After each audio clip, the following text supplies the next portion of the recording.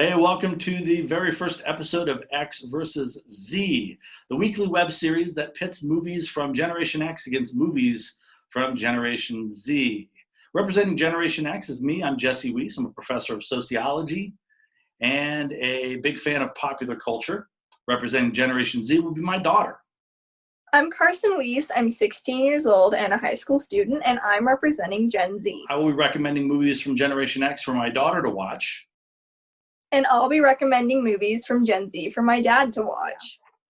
For our very first episode, I recommended the movie Ferris Bueller's Day Off. So without further ado, we're going to jump right in and talk about Ferris Bueller's Day Off. They bought it. Incredible. One of the worst performances of my career, and they never doubted it for a second. How could I possibly be expected to handle school on a day like this?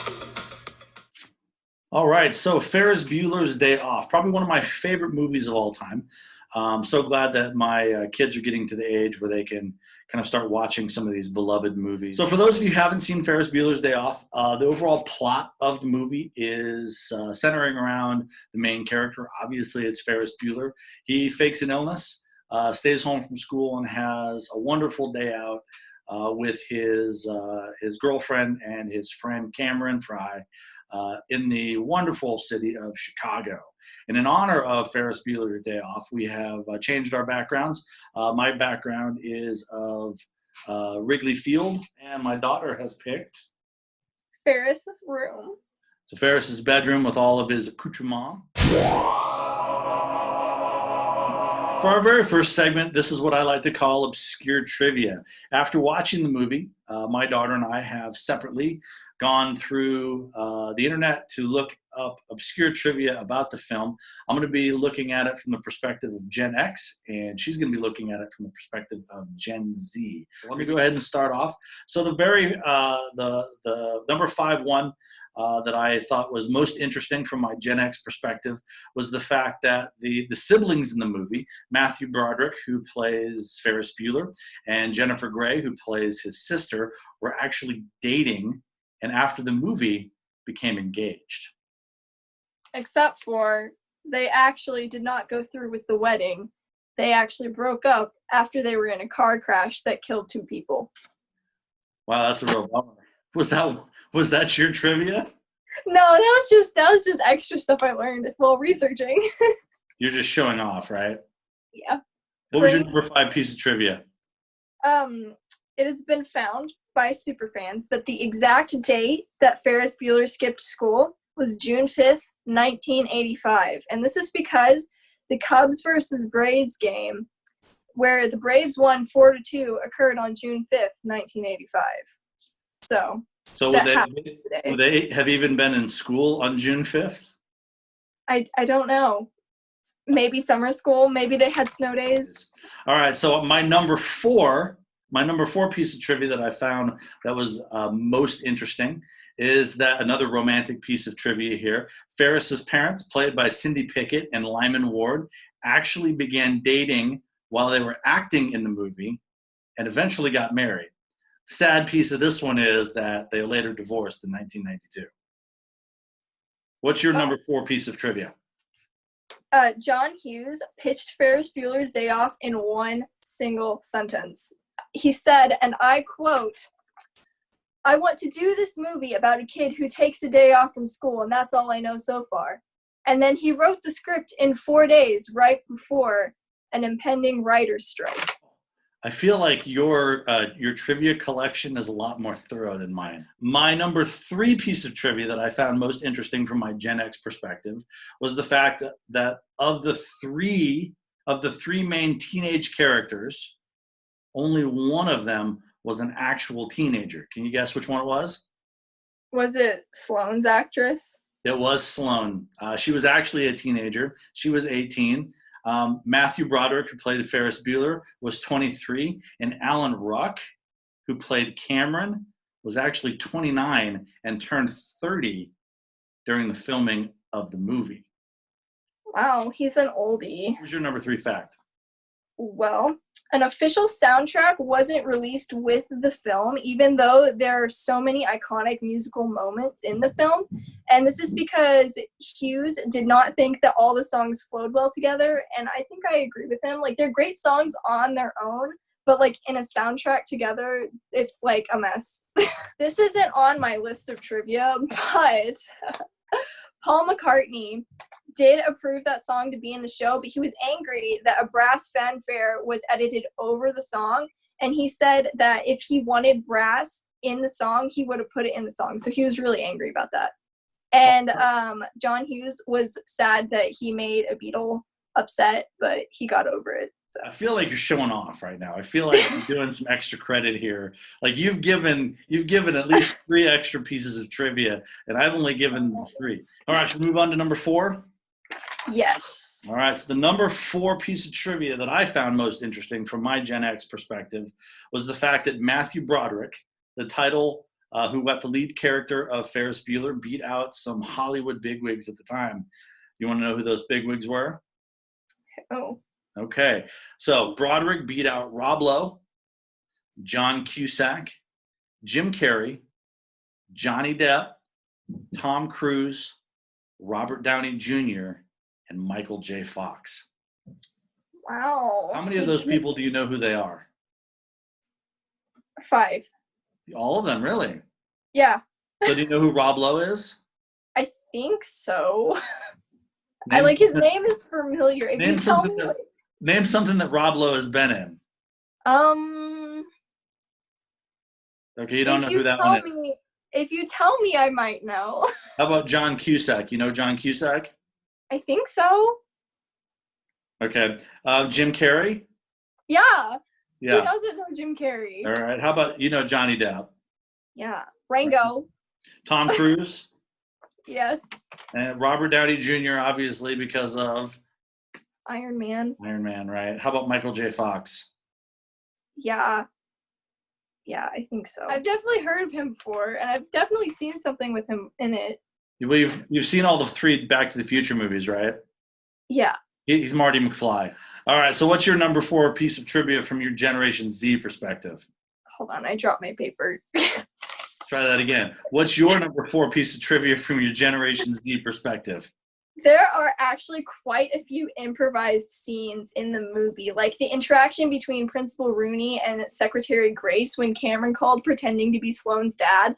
All of those interactions where they were like freaking out, that was all improvised.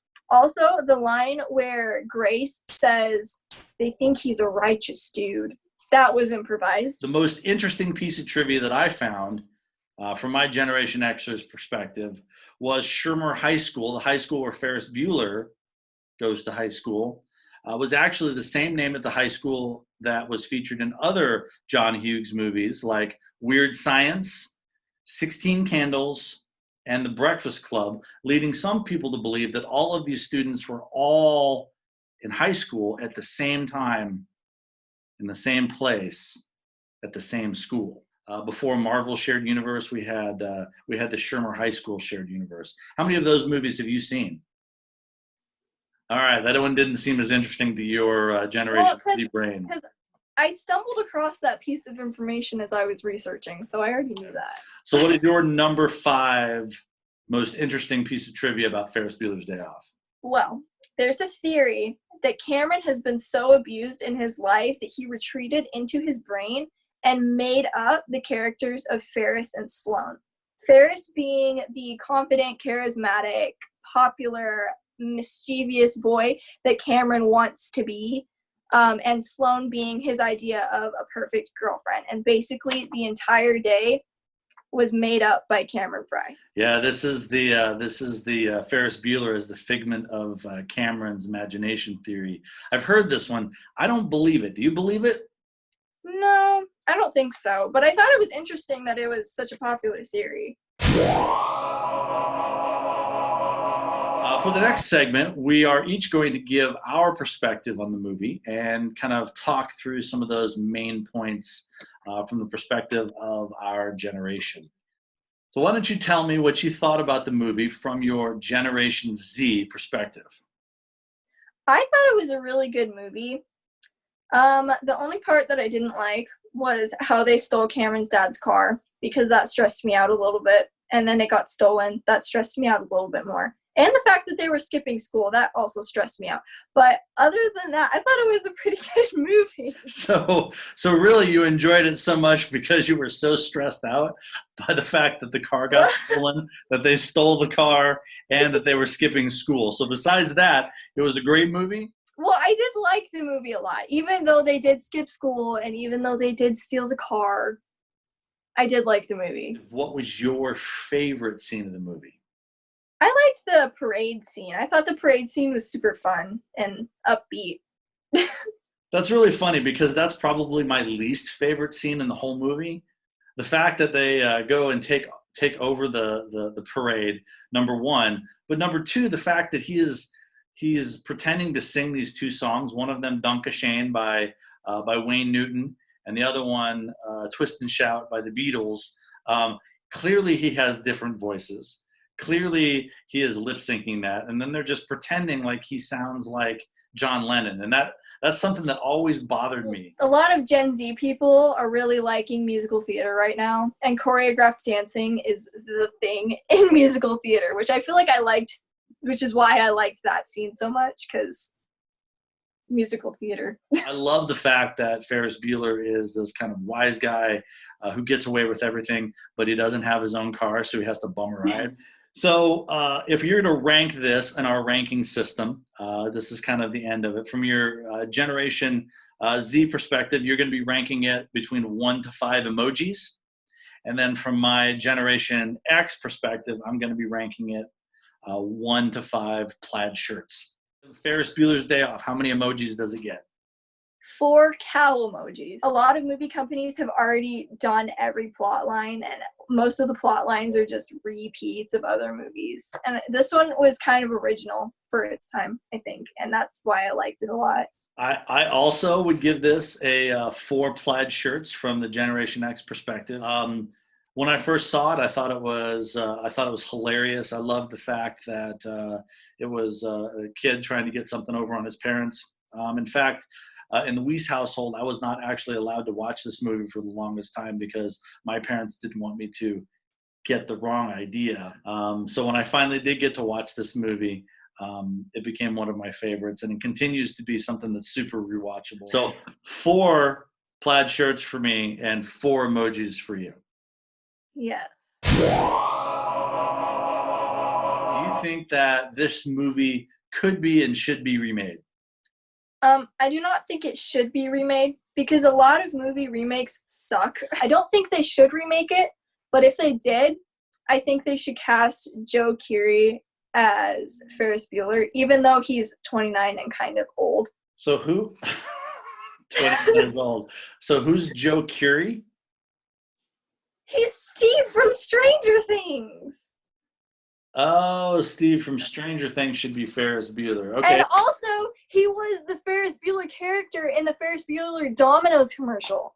Like, oh, I don't know why I didn't know that. I guess I'm old. All right, so who would play Sloane?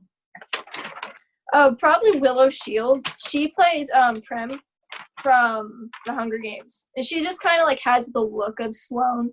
Like kind of like the I don't care kind of high school girl. And then how about Cameron Fry? Probably Joel Courtney from The Kissing Booth. He also just kind of like has the look of Cameron, like kind of like he's over life. He's just over it. So my idea was that if they were going to remake this movie, that they should do some sort of modern twist on it and make Ferris Bueller a girl. Girl from It could be in it. What's her name? Sophia Lillis. And she's also in that Netflix series that your sister watched. I'm not okay with this. I'm not okay with where she has superpowers, right? Yeah. So neither one of us are a fan of the remakes. So don't if there are any Hollywood executives watching this, don't remake Ferris Bueller's Day Off. Why would Hollywood executives be watching us though?